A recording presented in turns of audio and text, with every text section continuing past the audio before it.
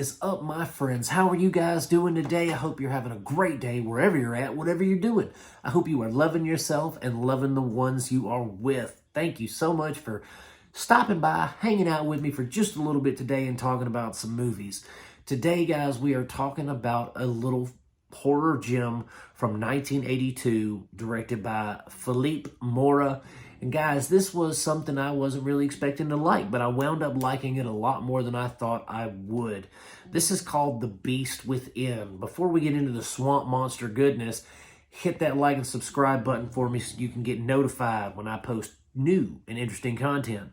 Guys, this kind of has a who's who of like 80s talent in it. It's got Ronnie Cox. You guys might know him as Cohagen or the guy from RoboCop. He's like the CEO guy, I think, is who he is in RoboCop. But it's got him in it. It's got R.G. Armstrong in it. He was real big in Westerns and stuff back in the day. He was also the general in Predator, who's telling Dutch about the helicopter.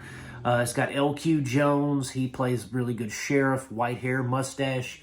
If you saw him, you know who he was, kind of guy. And then it's got Bibi Besh, right? And she's, I mean, I don't know what else she's been in, but she's the, second leading actor. So we're going to put her in there.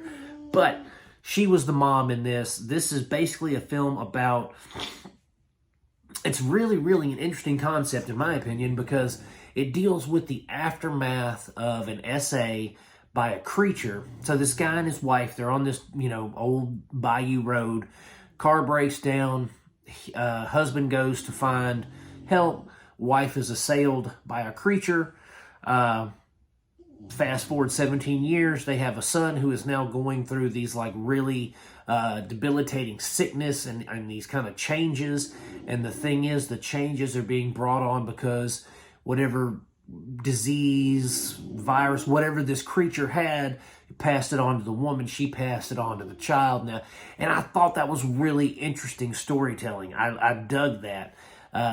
You don't see a lot of those kind of well thought out horror films from back then, There's a few. There's a few. I'm not trying to discredit anything or anyone, but to me, this seemed like a deeper story than most 80s horror films, right?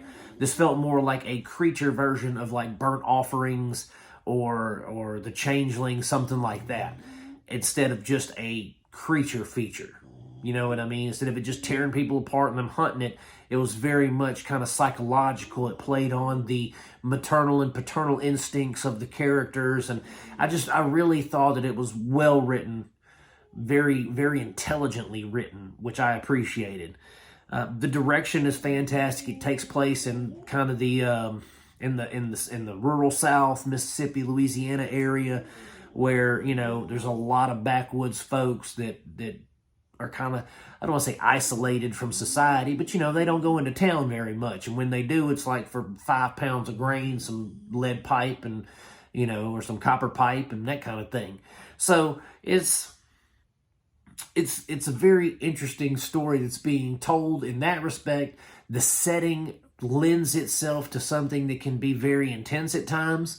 We don't really get to see our creature until the end, which I think is awesome because it really builds, and it builds on our character development. We've got a lot of good dialogue between our husband, our wife, our son, and then our supporting cast that's in the community that these people are trying to figure out what's going on with their kid. They go back to where the assault happens, and so they're trying to figure out who was the perpetrator, what genetic defect did the perpetrator have that he could have passed on to this child.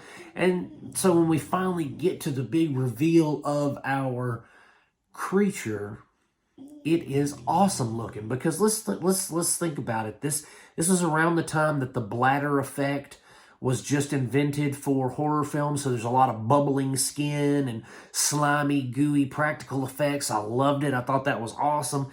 And then we've got like the a rupturing of flesh at points, and I just thought the special effects in this, you couple that with the really, really good storytelling, the intelligent storytelling, and you get something special. Good acting all the way through, great cast of characters. It really was It was a little treat. I ain't gonna lie. It was a little treat that I was not expecting to like as much as I liked it. And so I highly recommend checking it out. You can find it on Tubi. You can find it on MGM Plus. I'm sure you could probably find a digital copy on like Prime Video or something to purchase or rent if you so choose. But I highly recommend it, guys. It's worth your time. If you want a good Saturday night or Friday fright, you know what I'm saying? A Friday fright night. You get on some Beast Within, because it is well worth it, guys. Thanks so much for hanging out with me for just a little while and talking about the Beast Within, guys. Hit that like and subscribe button on the way out so you can get notified. And as always, guys, I'm going to keep making them as long as you keep watching them. Peace out, my friends. God bless you, and I will see you soon.